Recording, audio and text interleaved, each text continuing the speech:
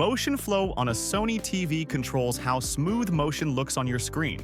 In this video, I will show you what motion flow is, how to turn motion flow on, and how to turn motion flow off. To change motion flow on or off on your Sony TV, start by pressing the Settings or Gear button on your remote to open the main settings menu. From there, go to Display and Sound and select Picture. Now open Advanced Settings, then move to Motion and select Motion Flow.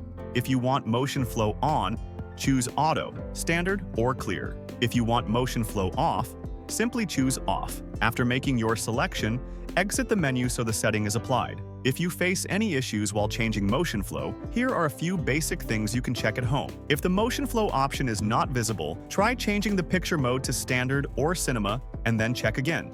If motion flow is visible but grayed out, Game mode may be turned on, which can disable this setting. If you change the setting but it does not apply, make sure you exit the menu properly or restart the TV once.